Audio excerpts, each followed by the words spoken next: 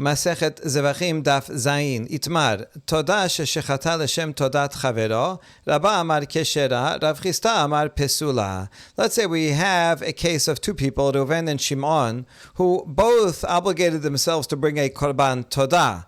One perhaps because he got out of jail, and the other one was sick and he got better. So they're both going to bring their korban. They both designated a korban. And then it's brought to the Bet HaMikdash to be slaughtered. And whoever is slaughtering it has in mind, when he takes the animal that was designated by Reuven, he has in mind that this will be for Shimon. In this case, there's a machloket. Rabbah says it's keshera, it's kosher, by which he seems to mean not only that you can continue and offer the sacrifice, but that it even fulfills the obligation of the actual owner of it, that would be Reuven, even though the Kohen who's slaughtering it had in mind that it would be for Shimon, it's still kosher. Whereas Rav Chisda says, no, it does not fulfill anybody's obligation. Now, there's some discussion about exactly what the case is here, because it seems to be a classic case of shelo l'shem be'alav, in which case it should be kosher, that is, you can continue to offer it, but that it would not fulfill anyone's obligation. However, we did see that law of shelo l'shem be'alav was specifically when one does shechita, having in mind that the zirika will be for the sake of somebody else.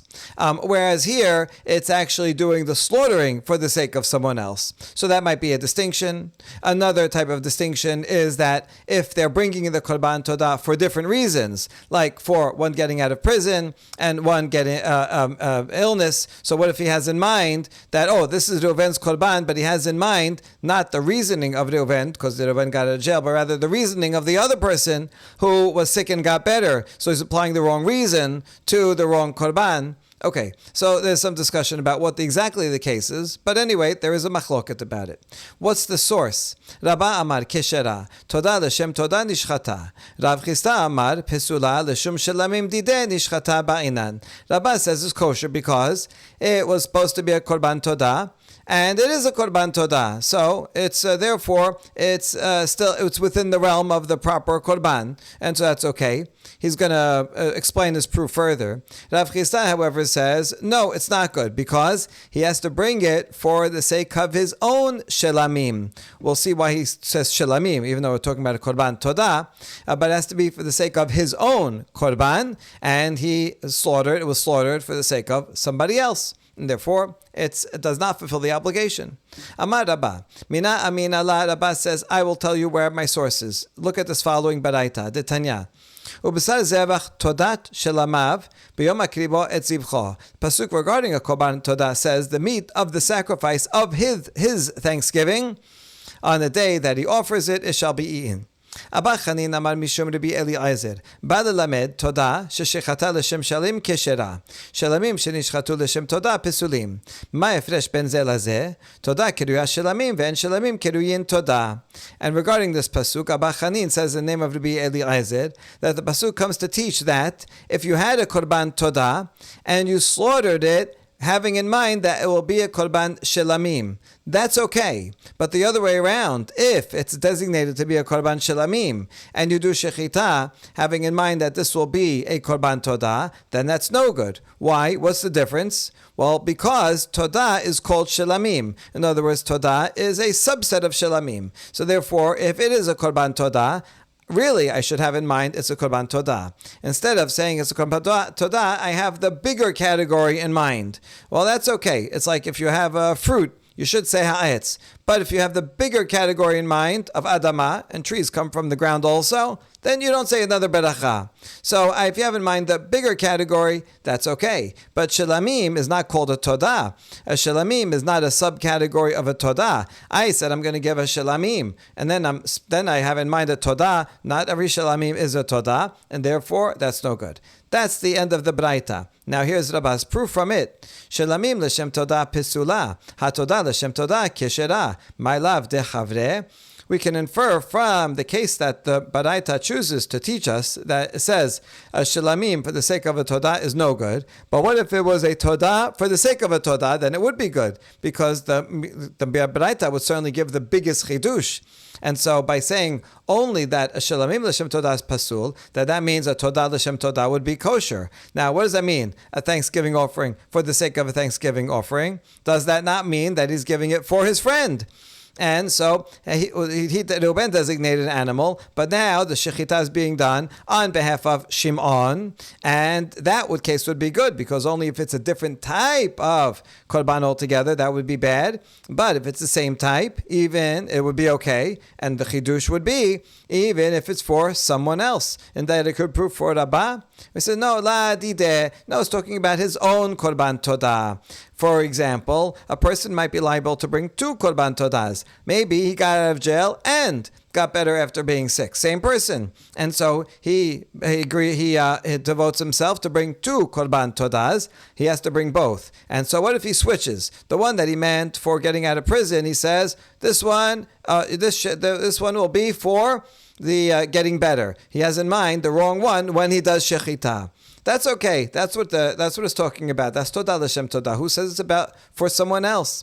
So we ask about that. Avad dechavre mai. Okay, and what if it was from Reuven for Shimon? You took Reuven's and you did it for Shimon. Pesula. Then you're telling me that would be no good, as in fact Rav Chisda said. Well, in that case, adetane shelamim l'shem todah pesula litnei todah l'shem todah ve'kol sheken shelamim l'shem todah. Then the Baraita, why does it say shelamim l'shem todah is no good? It should give a bigger chidush and say todah l'shem todah is not good, and all the more so I wouldn't figure out for myself that shelamim l'shem todah is no good. So why doesn't it tell me that todah l'shem todah, if it's for someone else, if one Reuven for Shimon, is no good, and that would be a bigger chidush, and I could figure out the other one, that 2 different types of korbanot altogether is a bigger problem. Shelamim l'shem todah dideh isterich le sakadatech amina b'de todah kiriyah shelamim shelamim name kiriyah todah v'chi shaychit lechu l'shem todah likashru kamash malan. And the answer is that this Baraita wanted to teach us this chidush, that shelamim for the sake of a todah that he owns, and he owns both of them. So that is actually very similar, because shelamim and todah, although they're different types of korbanot, but he owns both of them. And so that in fact is a bigger chidush that it had to teach us, rather than doing the same type of korban for 2 different people altogether. But here, there's a good reason to think that shelamim for todah, for the same person, would be okay. Here's what I would have thought. Since a todah is called shelamim, I might think that shelamim is also called a todah. Since a todah is a subset of shelamim, I might think that, I might think, since todah is called shelamim, I might think the shelamim is called todah. Maybe they're synonyms. But that's actually not true. The fact is because todah is a subset of shelamim, and shelamim is not a subset of todah.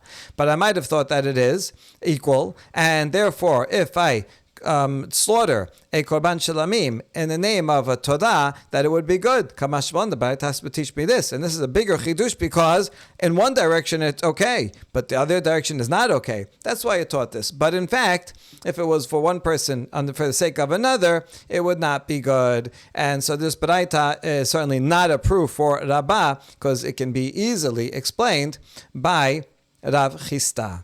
Next, we have a statement of Rava, and we're going to have a series of 7 statements by Rava, all in this related area. The first, Amar Rava, Chatat sheshechata l'shem chatat keshera, l'shem ola pesula. If someone has a korban chatat, and they sacrifice it for the sake of a different chatat, it's kosher. Let's say he ate chaleb and dam, and so he has to bring 2 korban chatats. The one that was designated for the sin of chaleb, he does shechita, having in mind that this is for eating blood. That's okay. It's keshera, because he has to bring 2 chatats, so he messed up the sin of one with the chatat of the other. That's okay. But if he slaughters the chatat as an olah, then that is not good altogether. That you have to throw out. That's no good. That's Rava. My ta'ama. What's the source? Because it says v'shachat otah lechatat. Regarding a korban chatat, it says you shall slaughter it as a chatat. Amar Chamana, vareh chatat l'shem chatat nishchata l'shem ola pesula. And so we see from here that as long as it is slaughtered as a chatat, that's okay, even though it's not for the original sin for which it was designated. Okay, you did it with the other sin. It was supposed to be for cheleb, you did it for blood, that's still okay, because you also have to bring one for that. So as long as it's ota lechatat, that's okay. But if it's l'shem ola, then you didn't make it lechatat, it's l'shem ola, completely different, and therefore it's completely unfit. Next statement of Rava. V'amar Rava, chatat shechata al mi shemechoyav chatat pesula, al mi shemechoyav al ola keshera. Now we're not talking about the same person who has two sins, but rather a different person. Someone has to bring a korban chatat, and the kohen does, anyone could do the shechita, but I'm just giving an example of the kohen, does the shechita for someone else who also has to bring a korban chatat. That's no good. Doesn't matter, even if both of them ate chaleb, but it's for the wrong person, and so that would be not good. However, if the kohen slaughters it for, let's say Reuven ate chaleb, and he has to bring a korban chatat. Shimon obligated himself to bring a korban olah. Remember that korban olah can atone for mitzvot aseh, that you neglected to do a mitzvot aseh. You didn't bring lulav. Okay, you could bring a korban olah. So he made a neder that I'm going to bring a korban olah.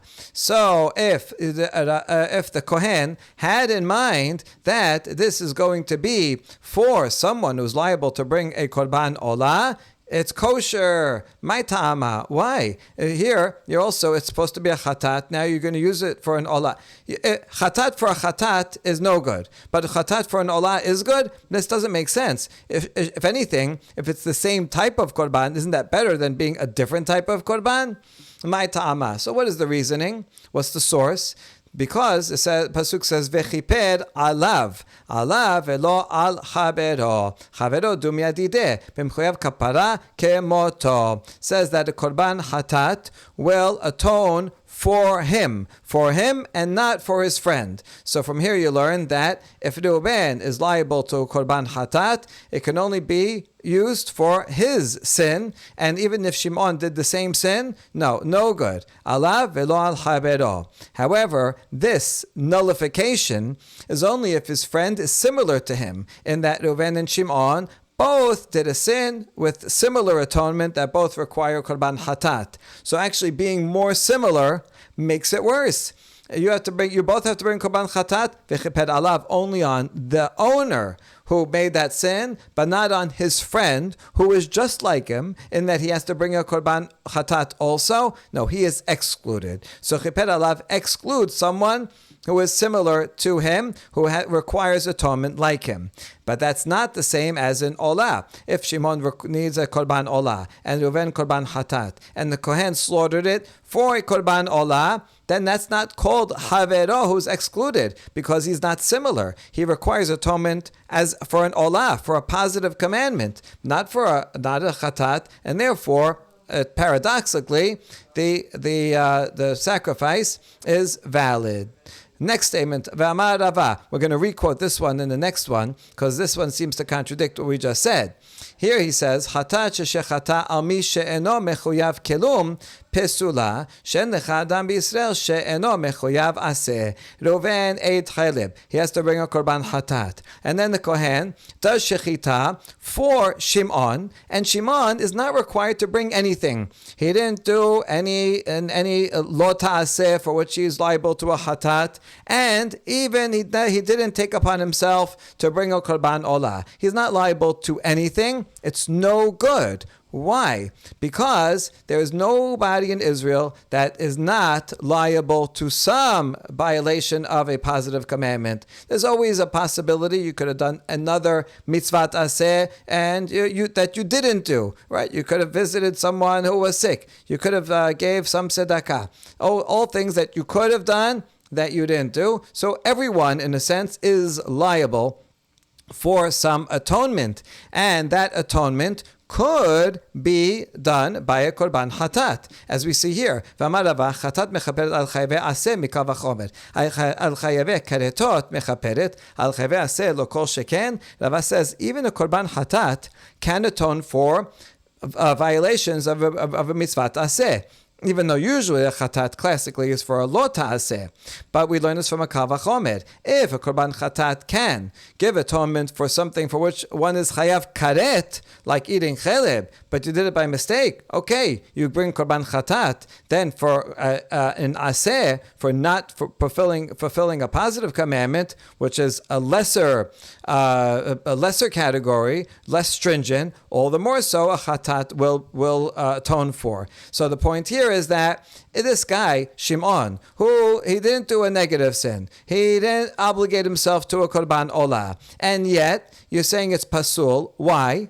Because even if he is not aware of having violated a positive commandment, everybody violated a positive commandment at some point, and so we can assume Shimon did also. Now, he didn't obligate himself to a korban olah, but if he has a korban hatat, the korban hatat will atone for those mitzvot aseh. So even though he's not officially liable to a korban hatat, now that Reuven is liable to one, and the Kohen takes this animal that should be for Reuven and has Shimon in mind, this is like Havero. And we said, V'chiper alav, we said, right? Alav velo al chavero. So you cannot, it's going to be pasul if it's for someone that requires atonement like him. And even though Shimon is not exactly like him, but he does require atonement, even though it's only misvat aseh, but a korban chatat could work and give atonement for misvat aseh, and therefore, when the Kohen has in mind Shimon instead of Reuven,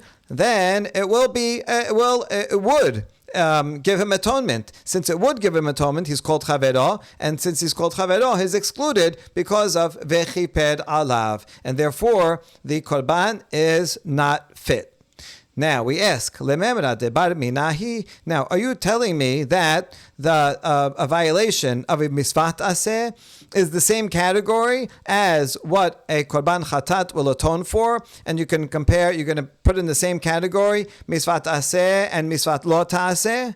V'ha'amar Rava, chatat shechata al mi shemechoyav chatat pesula al mi shemechoyav ola keshera. This seems to contradict the previous statement of Rava, where he said that if one slaughters a korban chatat for someone else that also has to bring korban chatat, that's no good, because it's the same type of korban. That's called chavero, and prepared only from him and not his friend. Almi shemechoyav olah, but if Shimon was liable to a korban olah, then the sacrifice is kosher. It's valid, because these are two different categories. Korban hatat is for a lo ta'aseh. Korban olah is for an aseh. And therefore, even though he's liable, we don't call him chavero. And since it's not chavero, he's not excluded. And we can apply this korban hatat that was supposed to be for Reuven, we can apply it as a korban olah for Shimon. So, you see that these are two different categories. And therefore, here also, the misvat aseh that Shimon must have done, we're just presuming that, because everybody violates a misvat aseh from time to time, and so we're assuming, he would be liable. He could bring a korban chatat. A korban chatat, if he brought it, would cover those sins. But those are misvot aseh. And over here you said misvot aseh are not related to misvot lo taseh, and the korban should be kosher. And the answer is mikib'a la mechapera, mikufya mechapera. A korban hatat is not a direct atonement for misvot aseh, but only an incidental one. The same similar line that we had earlier. And therefore, if one is obligated to bring a korban olah, he promised he's going to bring a korban olah, then a korban olah fully atones for misvot aseh. Because it fully atones for misvat aseh, therefore that Shimon will not be liable to a korban hatat at all, because a korban hatat is only there as a kind of indirect placeholder, just in case there is a misvat aseh there, it will do a half atonement. But since if the Shimon is liable to misvat aseh, then he's not liable to korban chatat, and therefore he's not called chavero, and as not being chavero, therefore when the kohen does shechita on Reuven's chatat for the sake of Shimon, he's not called chavero because Shimon doesn't have to bring korban chatat at all. He has to bring korban olah, which is a different category, and therefore it's okay because not excluded by chavero. On the other hand, if Shimon is not liable to anything, he doesn't have to bring korban olah, nor even a korban chatat for anything specific that he knows about. However, since everyone is liable to misvat aseh, and therefore a korban chatat in his name would give some indirect atonement, therefore it will be not good. It will be pasul, because then it's called chavero. You slaughtered this korban in the name of Reuven, but it will apply to some degree to Shimon, and therefore it is included in chavero. And v'chiper alav comes to say that that's excluded, and the korban will not be valid. ואמר רבא, עולה ששחטה שלא לשמה, אסור לזרוק דמה שלא לשמה. Rava said, if you have a korban olah, and someone did shechita having in mind that it's going to be something else, like a korban shilamim, then one should continue to offer it. It will not fulfill the obligation of the owner, but one should continue to offer it as it was designated, as a korban olah. Just because you made one mistake and did the slaughtering, the shem shelamim, but still the rest of the avodot, like sprinkling the blood, should not be done shelo lishma as a shelamim, but rather go back to what it was supposed to be, a korban olah. How do we know? Iba et ema kira, iba et ema sebara. You can bring it based on a pasuk or base it on logic. Iba et ema kira mosa sevatecha tishmor vegomer, v'iba et ema sebara mishum deshani ba v'chule kederesh pirka. And now actually all this was quoted already on Daf Bet Amud Aleph right over here, and so now we're just making reference back to that and not quoting the entire thing over there. The reasoning was said first, and it said the reasoning was just because you made one mistake and made a change, does that mean you should change the rest of it and continue making more mistakes? No. Okay, you made one wrong turn. All right, get back on track. And the other one is from the pasuk that says that which you have vowed with your mouth, you should do properly. Kasher nadarta, so it is a neder. If you do it properly, then it will be a neder and fulfill your obligation. But then after it says nedava, we say, well, what is it? Is it a neder or a nedava? It says, well, if you did it wrong, like the shechita did wrong, then it will still be a nedava. Don't throw it out, but you're going to continue it. And when you continue it, then continue it as you promised you would. And so still fulfill the rest of your words, even though at this point it will be a neder and it will not fulfill one's obligation. The next law of Rava, Ola ba'al achar mita shechata b'shinui kodesh pesula, b'shinui be'alim keshera, den be'alim lachar mita. You have a korban ola, and the person who obligated himself to bring it died. So now the heirs are still going to bring the korban olah. Now, if it was someone did shechita and had in mind a shelamim, then it's no good. Same as if it was a person was alive. So that's the same pesula. You can continue to bring it, but it will not fulfill an obligation. But if you change the owner, and instead of the deceased, or instead of the heirs rather, you have in mind someone else altogether, it's kosher. Why? Because there is no owner. Reuven, who was supposed to bring it, died. So now the Kohen has in mind somebody else. Well, that's okay, because there is no owner, so you can't say it doesn't fulfill his obligation. He's dead anyway. However, against Rav Pinchas, the son of Rav Ameh, says there is ownership even after death. What he means is that the heirs own it, and therefore, if you change the Ba'alim, then one would have to bring it. The heirs would have to bring another one. That's what it seems to mean. We're going to clarify this. Amar leRav Asher Rav Pinchas bered Rav Ameh. Davka ka'amar mor yesh Ba'alim lachar mita u'ba'el tuya ola achariti od mad'ika ka'ma'aseh gabeh mechapera. So now we ask, did Rav Pinchas, the son of Rav Ameh, mean Davka really, literally, that it has an owner, and the owner would be the heirs? And therefore, if the Kohen slaughtered it in the name of somebody else, then the heirs will have to bring another Korban Olah, just like if the person was alive himself. Or does he mean that, listen, this Korban Olah will serve to atone for any mitzvot aseh that the heirs happen to have done. And everybody has some mitzvot aseh that they neglected. And so it will atone for that. But if you had in mind a different person, a shinui be'alim, then you're not going to actually have to bring another one. They're just saying that it's not going to atone for those mitzvot aseh. But they're not obligated. They were never obligated to bring a korban olah. This was the father's obligation, not their neder, so they don't have to bring one. So it's theirs in the sense that it would give them some atonement, but they don't have to actually bring another one. Now, Pinchas didn't mean yesh be'alim, that to the extent they has to bring another one, just means yesh be'alim, that it will atone for their misvot aseh. Which one did he mean? Amar le davka kamin. Rabbi Pinchas says, I mean davka. The heirs are the owners. Their father died. Now they have to bring this korban olah. And if the korban olah was done wrong, l'shem someone else, then they have to bring another one. Ve'amar Rava, next statement of Rava, olah doron hi. Korban olah is a gift. In other words, it's not considered in and of itself atonement, but rather it's a gift. Like if you do something and make your spouse angry, and you'd get flowers, that's not sufficient. First, you have to apologize and cheer them up, and then you can bring flowers as a gift to show that, I thank you for accepting the apology.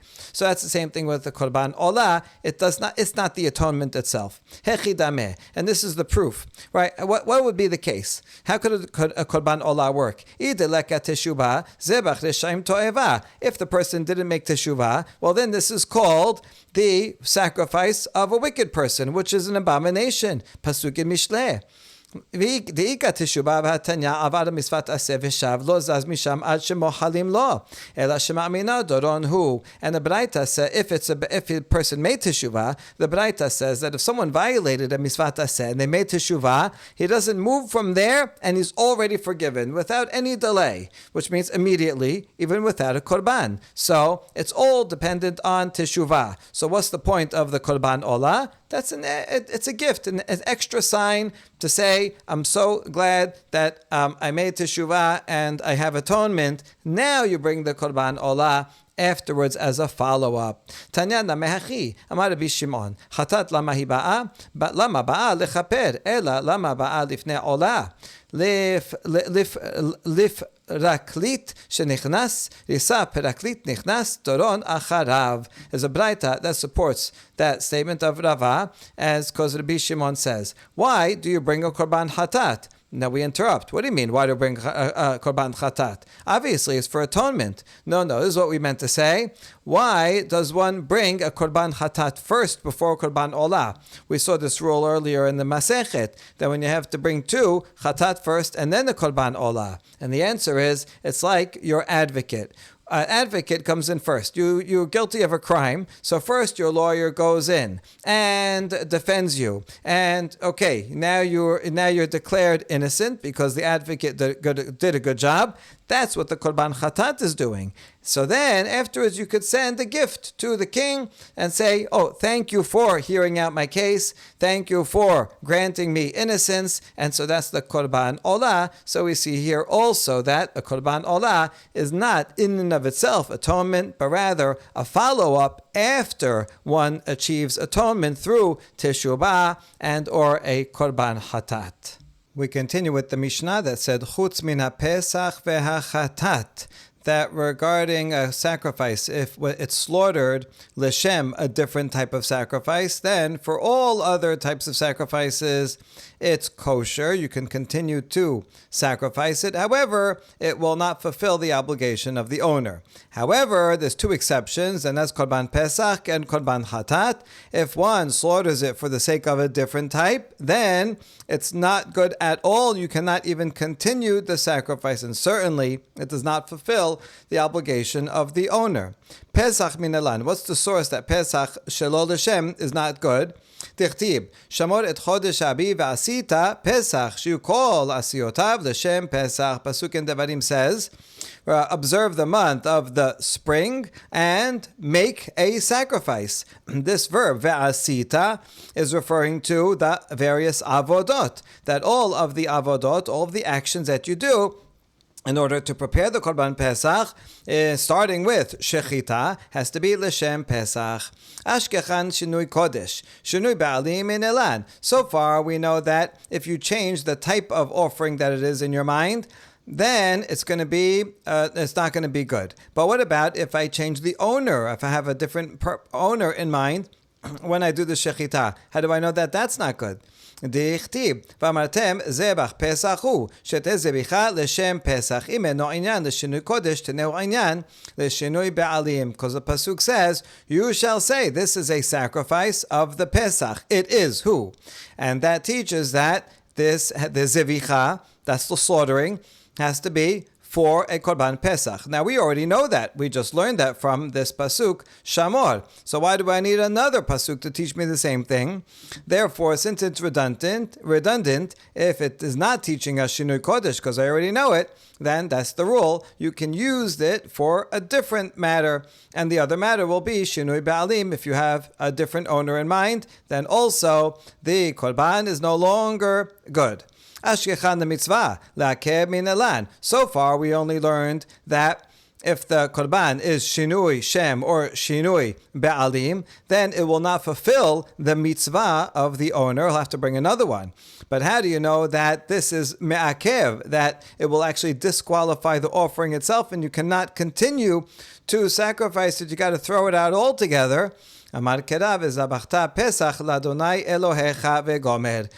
it says, you will slaughter Pesach LaHashem. This is yet another pasuk. This is in 16:2.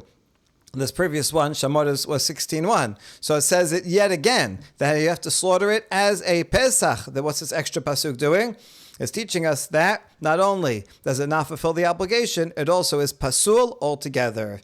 So that's the answer. Matkifla Rav Safra. Rav Safra rejects this answer and says, Hi, v'zabachta, this pasuk that we just quoted, lachi uda'ata, hami ba'ele leched Rav Nachman. Is it really coming to teach me that the korban is no good at all? But this pasuk, we need it for something else. It's used already to teach me what Rav Nachman says. Damar Rav Nachman, Amar Rabba bar Abu. He asked, how do you know that a leftover Pesach offering, let's say you have an animal, you have a sheep, you designated this will be my Korban Pesach, but you didn't end up using it, you did not slaughter it on the 14th of Nisan for Korban Pesach. What are you going to do with it? Well, it's still consecrated, so can I bring it a month later? Well, you can bring it, but you can't bring it as a Korban Pesach because it's not Passover anymore. Pesach sacrifice can only be on the 14th. So if I want to bring it sometime later, you can still bring it, but it will transform into a Shelamim. That's the law. How do you know? Shene'emar, V'zabachta Pesach l'Adonai Elohecha son ubakar, v'halo en Pesach ba'ela min ha'kebasim u'min ha'izim. Mikan l'motar ha'Pesach she'eh davar haba min ha'son min ha'bakar, u'maynihu shelamim. Before we learn it from this very pasuk that you just quoted, that says, this is in Devarim, it says you will slaughter a Pesach LaHashem from son, that's small animals like sheep. Bakar means big animals like a cow. In Sefer Devarim, if you read it straight through, as Peshat, it sounds like you could bring a cow for Korban Pesach. Now this is contradictory to Sefer Shemot that says a Korban Pesach has to be only a small animal, a sheep or a goat, and not a cow. So since we know from Shemot that a Korban Pesach is only from kevasim and izim, from sheep and goats, so what does this pasuk mean that you're going to bring Korban Pesach even from a cow? So therefore we learn, oh no, this bakar is not referring to something that will actually be sacrificed as a Korban Pesach, but rather it's referring to something, an animal that's left over. It was designated to be Korban Pesach, but now the day passed and you didn't bring it. What should it be? Well, you should use it for something, a type of sacrifice that can be brought from a sheep or from a cow. What is the type of sacrifice that you can choose? A sheep or a cow? Well, that is shelamim. So that's what we learned from this pasuk. Therefore, we already used this pasuk to learn this law that leftover Pesach becomes a shelamim. Ela marav safra. So now we need another source, a different source, to teach us that a korban Pesach that is slaughtered shelo lishma, not for the sake of a different type of korban, is no good altogether. You even have to throw it out. We need another source. Here it is. Vezavachta Pesach l'ked Rav Nachman shamoret chodesh ha'aviv lemitzvah b'shinui kodesh v'amartem zevach Pesach b'shinui ba'alim lemitzvah hu le'akeb ben hacha ve'hacha. So right, Rav Safra says here, I'm going to review all the things that we are deriving from the pasuk Vezavachta Pesach that we use for Rav Nachman. That's what we just spoke about Motar Pesach. From the pasuk 16:1 that says Shamoret Chodesh Aviv, yes, that the mitzvah, the owner will not fulfill the mitzvah of bringing this korban Pesach if it was slaughtered in the name of a different animal. That's with the same derivation that we had before.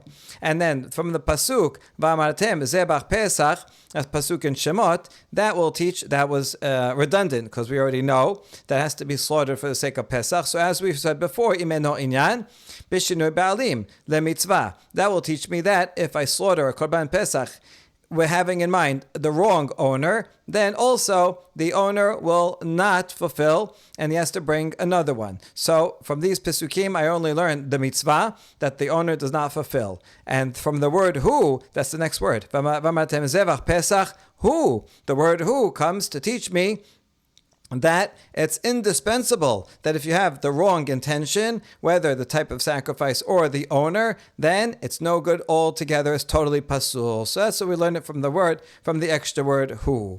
Vashkechan zebicha sharavodot minelan hoil vegale gale. Rav Safra continues and says, okay, this word hu is attached to zebach. V'amatem zebach. Zebach is referring to the slaughtering. So I know that if it's slaughtered with the wrong intention, then not only will the owner not be fulfilled, not that also the korban is totally pasul. But I only know that for slaughtering. What about for the other avodot, receiving the blood, carrying the blood, sprinkling it on the mizbeach? How do I know that for all those things also the korban will be totally pasul? So he answers, since it was revealed, it was revealed. In other words, since it was revealed regarding slaughter, so we can assume that it's the same thing for the other ones. Just extend the same law to the other ones. Rav Safra is okay with that. Rav Asher amar ho'il v'gale gale la amrina. Rav Asher says, no, there's no rule like that says once it's revealed, it's revealed. No, it's not true. It's only revealed regarding slaughter. We have a pasuk for that. We need a pasuk for all the other ones. La avodot minelan. Okay, so back to the drawing board. Rav Asher says, how do we know the other avodot that also it makes the korban totally pasul? Tichtib. Zot HaTorah la'ola ve'lamincha ve'tanya beyom savoto et bnei Yisrael lakrib et kol benehem ze bechor u'ma'aser u'pesach. The pasuk back in Vayikra says, this is the law, this is the summary pasuk that says, this is the law for, and it lists all the types of korbanot, most of the types of korbanot. It talks about the olah and the mincha and the chatat and the asham, and for the consecration offerings, that's the miluim, when they were consecrating the Bet HaMikdash, the ones that were brought then, and also for the shelamim. So since it says this is a Torah for all of them, that means they all are equivalent in their laws. Now notice that doesn't say Korban Pesach on this list, but there's a Braita, V'tanya, Beyom Savoto et Bnei Yisrael lakrib et kol benehem, ze bechor u'ma'aser u'pesach. The very next pasuk says, on the day that Hashem commanded Bnei Israel to offer their korbanot. These extra words, et korbenotehem, is coming to include also bechor and maaser. Those are sacrificed, and korban pesach. Those are also the continuation of a list in the previous verse. Good. Now, why are all of these types of korbanot put back to back with each other? Hikishot, to make a hekesh. Hakatuv lishlamim, that they're all the same as shelamim. Our main proof back in a couple of dapim ago for all these laws was from shelamim, that has to be l'shem, that korban, and l'shem be'alim. And then we learned ma shelamim ben shinui kodesh ben shinui be'alim ba'inyan lemitzvah kol ben shinui kodesh ben shinui be'alim lemitzvah. Just like for shalamim, you need lechatechila. The best thing, the way to do it is that it has to be for the sake of this type of korban that was designated for, and for the people, for the person who designated it, in order for it to fulfill the mitzvah for that owner. So too, just like that's true for shalamim, that's true for all the other sacrifices. You need to have the right intention for the owners and for the type of korban in order to fulfill the mitzvah for the owner, and then you won't have to bring another one. And furthermore, another analogy that they're all like shalamim. Ma shalamim ben zevicha ben sharavodot lo chalakta behen lemitzvah, af pesach lo tachalok bo ben zevicha le sharavodot leakeb. Just like regarding shalamim, we make no distinction between the slaughtering and the other three avodot. Whatever the law is for slaughtering is going to be true for all the other avodot, and that's for it being a mitzvah, that it won't fulfill the obligation of the owner. So too regarding korban pesach, do not make a distinction in it between whatever applies to a korban pesach for slaughter will apply to the rest of them. So the analogy is not 100%. We're not saying that a pesach is like shalamim 100%. Because it's not. A shalamim that's not l'shem is going to still be kosher, just not fulfill the mitzvah for the owner. Pesach will not be kosher at all. So we're not learning all of that, but we are learning the structure that, just like for shalamim, there's no difference between shechita and the rest of them. Whatever law applies there, applies to the rest. So to Pesach, where if it's slaughtered not l'shem, then you got to throw it out altogether. It's totally pasul. So too, that will apply to all of the others. Okay, so now we learn based on this hekesh for all the other avodot. Elahu lamali. But now that you're using this law to teach me all the other avodot, what are we going to do with the word hu that Rav Safra already used? La'akeh ben hacha vehacha, and then he said from that we have zevicha, and then we do it's revealed regarding all the other ones. But Rav Asher rejected the ho'il v'gale understanding, and instead he learned the basic law from shalamim, and so then he could learn the basic law that the mitzvah is no good. It's not good for a mitzvah from shalamim, and then he can learn from the other pisukim that it's me'akev, and you have to throw it out altogether. And then the word hu is extra. So what do we need the extra word hu when we say v'amartem zevach pesach hu? And the answer is kidetanya ne'emar bePesach hu b'shechita le'akev, aval Hashem lo ne'emar bo hu ela la'achar haktarat emurin v'hu atzmo shelo ukteru emurav kasher. Our Braita addresses this and says regarding Korban Pesach, it says hu. Zevach Pesach hu la'Hashem, v'amartem Zevach Pesach hu, that is said regarding Shechita. Zevach Pesach, that's the Shechita. So it says this word hu for Shechita, and that means that, this is me'akev, you have to do that or else you're going to throw it out. But regarding Asham, it does not say the word hu over here during the early stages of the Shechita or the Avodot, but regarding Asham, the Pasuk says hu when it's talking about putting the insides onto the Mizbeach.